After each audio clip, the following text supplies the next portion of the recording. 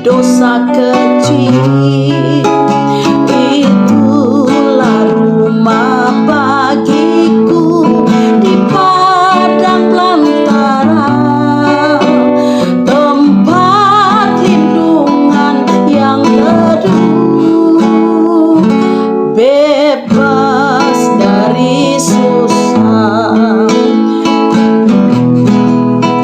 Di atas salib Yesus kerap aku melihat, tergantung dan menderita, Yesus juru selamat. Air mataku tercurahlah karena ku insaflah, pedih korban kasih Yesus bagiku yang indah. Lagi boleh berjumpa pada saat ini. Kita akan belajar firman Tuhan bersama. Mari kita tunduk kepala dan kita berdoa. Segala puji dan syukur kami panjatkan kehadirat-Mu Tuhan. Kami berterima kasih untuk hari yang baru Tuhan berikan. Manakala kami akan belajar firman Tuhan, Roh Kudus akan memberikan pengertian dan kekuatan kepada kami.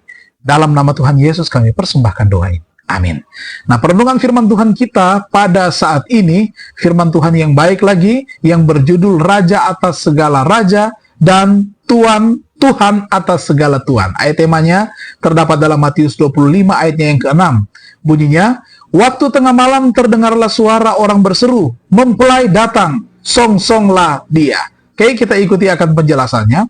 Kedatangan Kristus sebagai imam besar kita ke dalam bilik Maha Kudus untuk memulihkan tempat kudus itu seperti yang ditampilkan dalam Daniel 8 ayat 14. Kedatangan anak manusia kepada yang lanjut usia seperti dinyatakan dalam Daniel 7 ayat 13.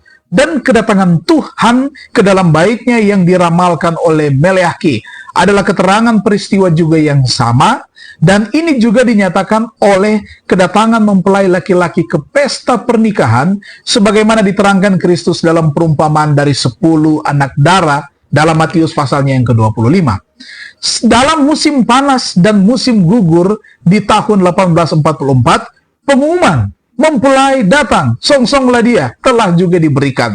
Dua golongan seperti yang dilambangkan oleh anak darah yang bijaksana dan yang bodoh itu telah terjadi. Satu golongan yang mengharap dengan sukacita akan kedatangan Tuhan dan yang dengan tekun menyediakan dirinya untuk bertemu dengan Tuhan, sementara ada golongan lainnya yang dipengaruhi oleh ketakutan dan bertindak hanya atas hawa nafsu, telah puas dengan teori kebenaran, tetapi miskin dari kasih karunia Allah.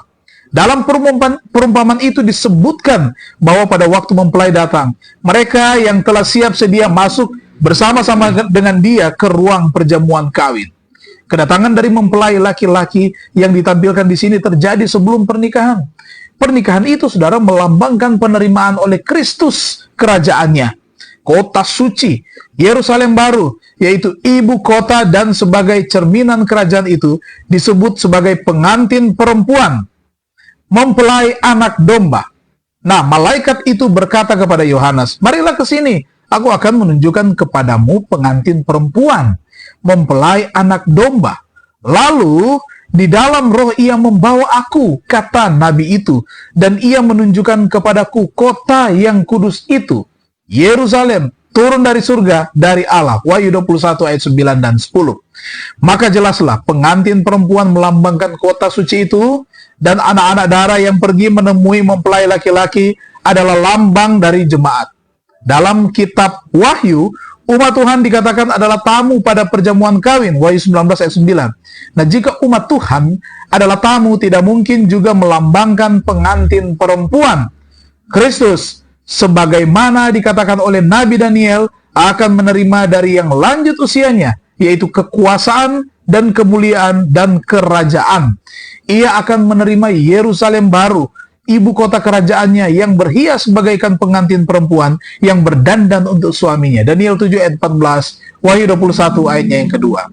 Nah, setelah menerima kerajaan, ia akan datang dalam kemuliaannya sebagai raja atas segala raja dan Tuhan atas segala tuan untuk menebus umatnya yang akan duduk makan bersama-sama dengan Abraham, Ishak dan Yakub di mejanya dalam kerajaannya. Matius 8 ayat 11, Lukas 22 ayat 30.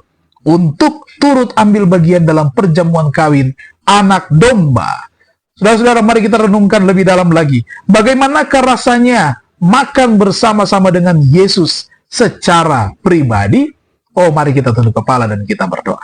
Tuhan, di surga kami rindu Tuhan segera datang untuk menjemput umat-umat-Mu dan diselamatkan dalam Tuhan punya kerajaan. Itulah sebabnya biar kiranya kami siap dengan setia melakukan kehendak Tuhan. Nah, di hari yang baru ini kami mau menyerahkan hidup kami ke dalam tangan Tuhan. Diberkatilah kami dalam tugas pekerjaan dan aktivitas kami. Dan jangan biarkan kami tergoda dengan godaan kuasa kegelapan. Kami akan tetap berhubungan dengan Tuhan lewat doa permohonan dan juga ucapan syukur, setia melakukan kehendak Tuhan, menolong sesama, menyampaikan kebenaran bagi banyak orang.